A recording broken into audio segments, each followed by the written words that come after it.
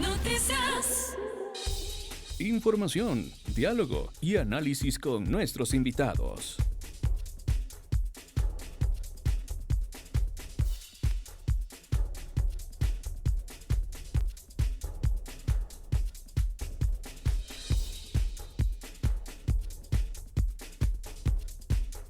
De la mañana con 25 minutos. Son ya las 7 de la mañana con 25 minutos y nosotros avanzamos aquí en la primera emisión de MQ Noticias con nuestra primera entrevista de hoy. Varios medios de comunicación, portales, noticieros, dan cuenta de la crisis en las cárceles del país. Una nota, por ejemplo, que recoge Diario La Hora señala: SNAI en silencio ante contagios de presos por tuberculosis. De acuerdo a esta nota, desde el Comité de Familiares de Privados de Libertad se ha alertado que alrededor de 30 detenidos tendrían tuberculosis en la cárcel de Santa Elena.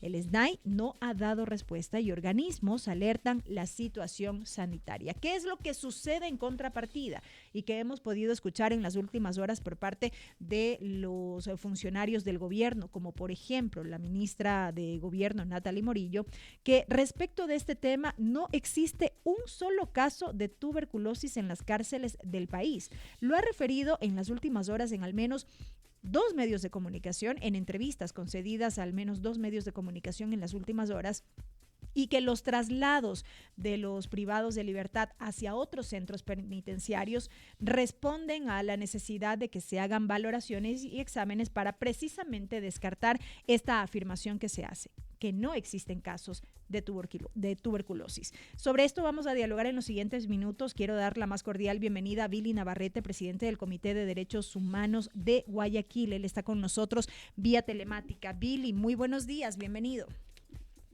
Muy buen día, gracias por la invitación. Gracias por estar estos minutos con nosotros, Billy. ¿Cuál es la realidad? Porque en medio de las afirmaciones que se hacen, como refería yo de esta nota que publica Diario La Hora por parte del Comité de Familiares de Privados de Libertad, y respecto de la información que se recibe del gobierno, la ciudadanía está en medio y muy probablemente muchos se preguntan quién tiene la razón. Bueno, hay evidencia clara y objetiva de que el sistema carcelario sufre una crisis sanitaria desde al menos finales del 24. Y eso está sostenido por el número de cuerpos que concretamente desde la penitenciaría han salido resultado de enfermedades no atendidas mínimamente y que han provocado el fallecimiento, al menos 1.000 durante el 25. Estos son hechos. Ahí no hay duda, porque son cuerpos que salieron de la penitenciaría y fueron a parar a criminalística para su examen en esto. Y esos son hechos objetivos. Sobre eso hay una lista con nombres y apellidos de personas que fallecieron por falta de atención médica. Entre esas causas de muerte, la tuberculosis es digamos, la que más afectación ha tenido, debido a que esta enfermedad, llamada también la enfermedad de las prisiones, se expande en ambientes de hacinamiento y húmedos. Y esas son las condiciones claras de la penitenciaría. Nosotros estuvimos en la penitenciaría por orden judicial, porque, digamos, de forma directa no nos permiten el acceso al monitoreo que tendríamos que hacer, especialmente luego de la ocupación militar en enero del 24. Y pudimos constatar, esto tiene que haber sido hace un mes, perdón, 2 meses, conjuntamente con la Defensoría del Pueblo.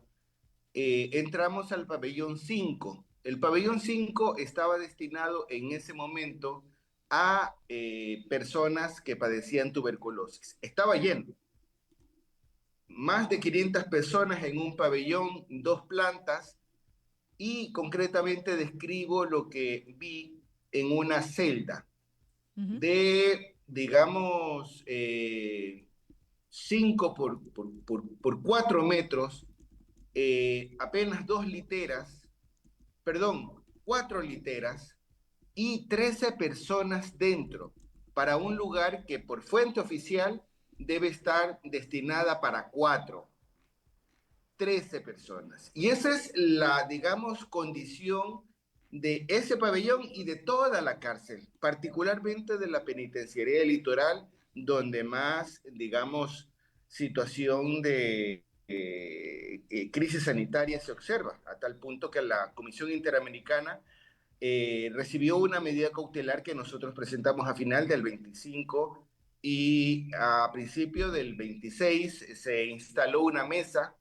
de diálogo que, digamos, permitió al menos desarrollar 2 visitas, concretamente a la penitenciaría, para monitorear este asunto. Pero el problema de fondo sigue estando intacto. Me refiero al hacinamiento. Correcto, Billy. Y usted ha hecho referencia al caso de la penitenciaría del Litoral. ¿Qué pasa con otros centros carcelarios, como es el caso de la cárcel El Encuentro, en donde todo desde un primer momento ha sido totalmente hermético, sin posibilidad de acceso prácticamente, y lo único que tenemos respecto de lo que ocurre allá adentro es la información que provienen de las propias autoridades, una información que está siendo altamente cuestionada porque hay familiares de privados de libertad que están denunciando una presencia de casos. Hubo este traslado de los privados de libertad hacia otros centros penitenciarios, pero se descarta que exista un solo caso de tuberculosis.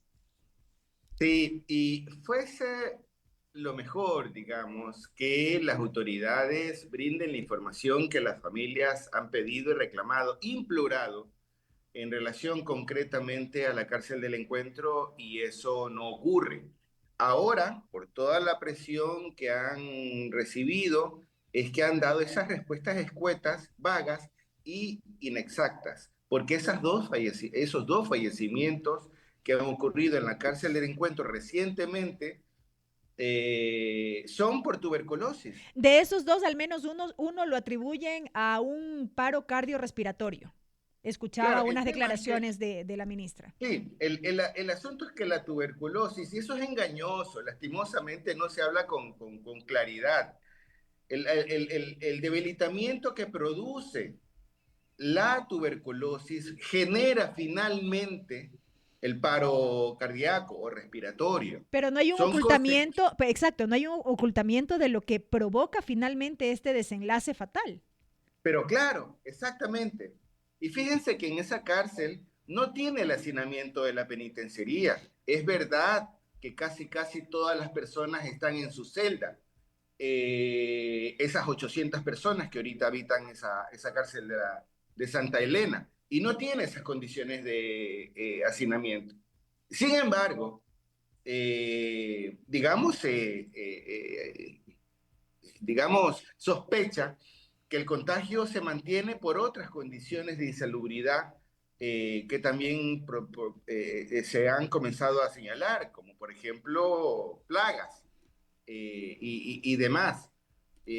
Bueno, es una cárcel que se inauguró de forma improvisada, aún en construcción, y seguramente hay muchas cuestiones que ahí aún no padecen para contener a esa, digamos, población, que no es poca cosa. Fíjense que esta cárcel está en medio de un bosque tropical primario, sobre el asentamiento arqueológico más importante del país. Sobre esa riqueza se ha construido este monumento a la ineptitud gubernamental, debido a que este tema, el carcelario me refiero, es el peor tratado por el gobierno en esto. Se ha basado, como digamos en otros escenarios también, a la militarización que impide, y esto por, digamos, versión de médicos del Ministerio de Salud, hacer su trabajo y atender a las personas. Y esto dicho en audiencias judiciales, donde además personas han señalado ser víctimas de violencia sexual por parte de patrullas militares. Billy, ustedes como Comité de Derechos Humanos, en este caso de Guayaquil, ¿han tenido algún acercamiento con este colectivo de los familiares, del Comité de Familiares por una Vida Digna, que han venido denunciando recurrentemente estos casos, como por ejemplo, para saber de parte de ellos de manera precisa lo que ocurre, por ejemplo, en la cárcel El Encuentro? Sí, sin duda, las familias es el eslabón más débil y el más golpeado de todo, por la angustia que se sufre afuera, pendiente de lo que ocurre con su pariente dentro. Y especialmente en la cárcel del Encuentro han venido reclamando, hemos mantenido una relación bastante directa y son nuestra principal fuente de información, la única, porque la oficial no existe. Nos hemos agotado, no resignado, agotado a pedir información al SNAI y nunca hemos tenido respuesta. Antes la Billy, tenía, ajá. Billy, ahora no. ¿qué es lo que refieren puntualmente los familiares? ¿Qué es lo que dicen, siendo para ustedes Bueno, una principal fuente de información? sí, ahí lo que, digamos, especialmente señalan es que hay una imposibilidad de verlos.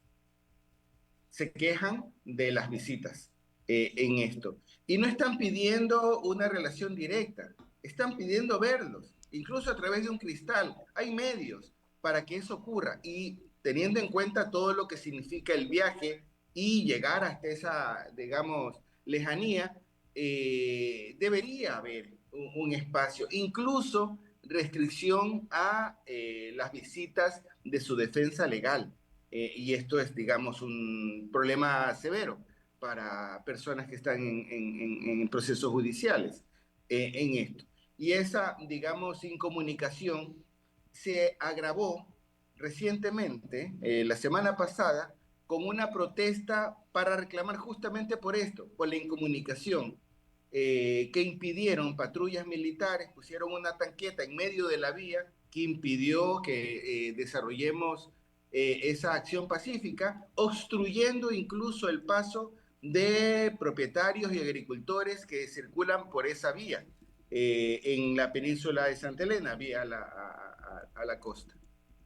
Desde el enfoque de derechos humanos, ¿tiene asidero esta postura, en este caso, aplicada en los centros de privación de libertad, de no permitir este contacto entre los privados de libertad con sus familiares?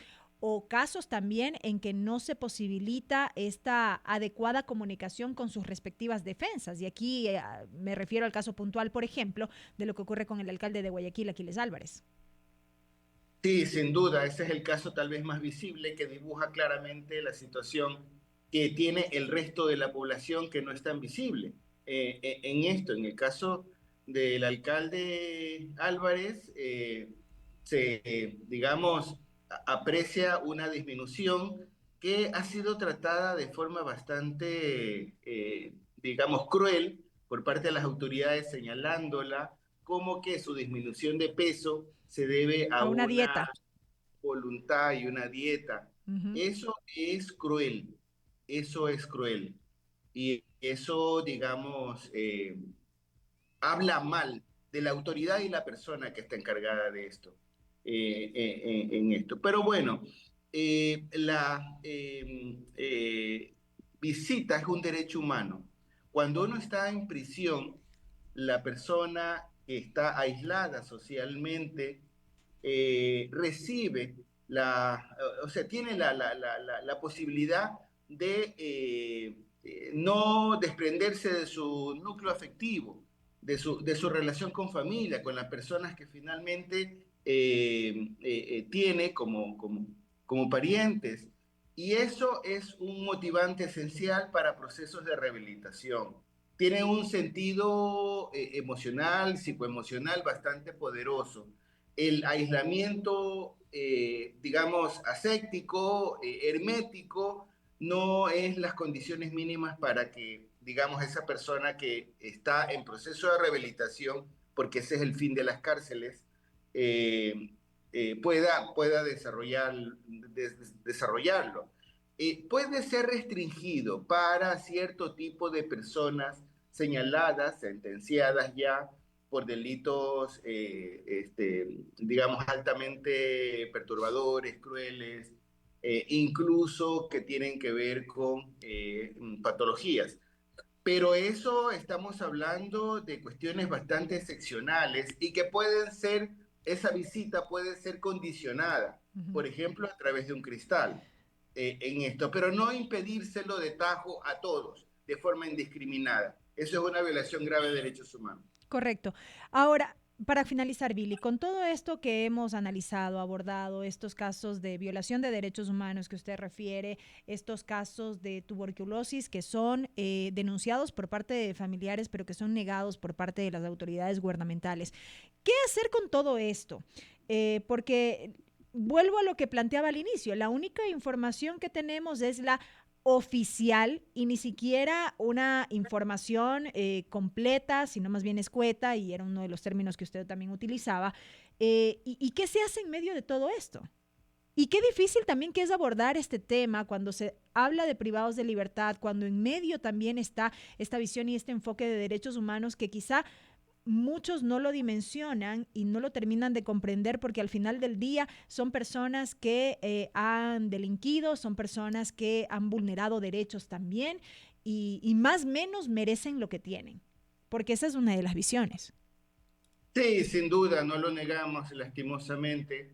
Y claro, no estamos pidiendo acá, como seres humanos que también somos los defensores, trato benevolente.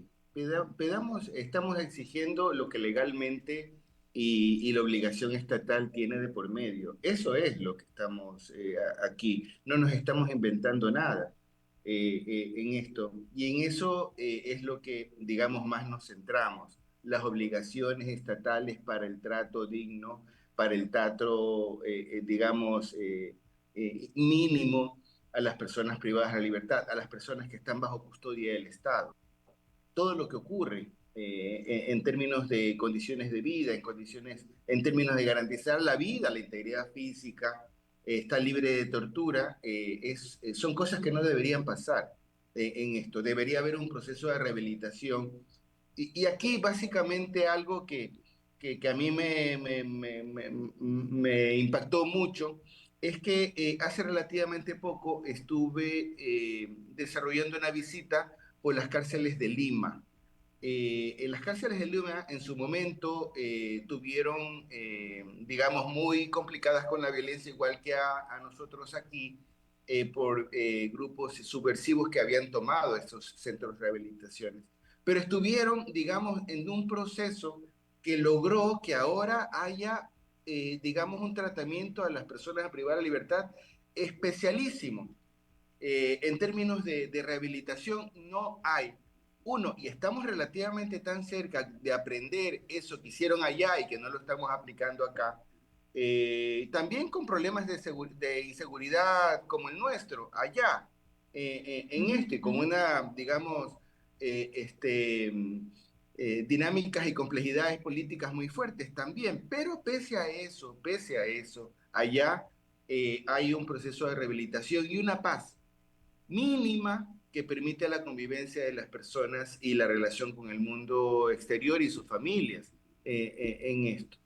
Eh, quiero solamente señalar de que lo que ocurre en las cárceles termina afectando lo que ocurre fuera de las cárceles, directamente. No hay cómo olvidarse de las personas que están allá, incluso en su mayoría acusadas, ¿ah?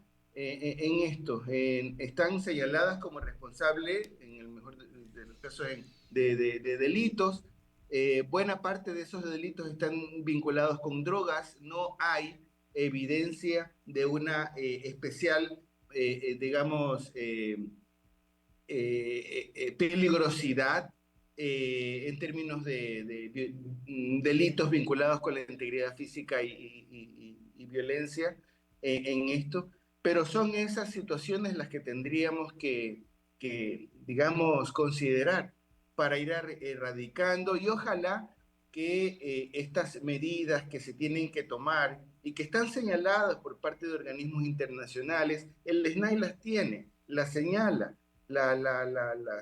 digamos, hemos notado algunos cambios, por ejemplo, en el policlínico de la penitenciaría, que ha logrado tener cierto abastecimiento, pero si no logramos despejar el problema del hacinamiento, estas respuestas, digamos, que tenemos en relación al abastecimiento de la del policlínico no van a tener buen resultado. Correcto, Billy. Quiero agradecer esta mañana por estos minutos, por haber estado con nosotros en este espacio. Muchas gracias.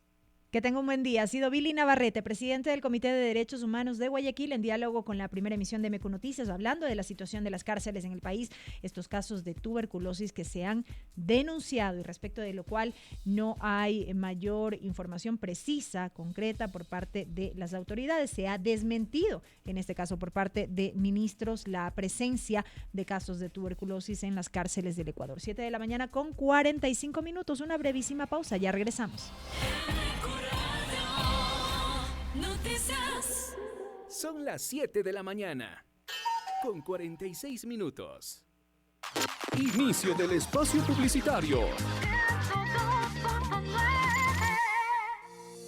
Acuerdo Quito, 2034. Nació en 2024 bajo el liderazgo del alcalde Pavel Muñoz, como un compromiso para pensar y trabajar por el futuro de la ciudad durante una década. El Acuerdo Quito constituye una plataforma abierta para el diálogo, para procesar las problemáticas comunes y para encontrar puntos de consenso en la ciudad. Entre los beneficios, el Acuerdo Quito busca recuperar la seguridad y el respeto como valores y fundamentos de la convivencia ciudadana, elevar los niveles de bienestar y prosperidad de quienes habitan en la capital, que nuestra niñez y juventud puedan cumplir sus sueños aquí, sin necesidad de emigrar, y enfrentar los desafíos ambientales para asegurar que la ciudad más linda del mundo se preserve para las próximas generaciones. Acuerdo Quito, 2034. Fin del espacio publicitario.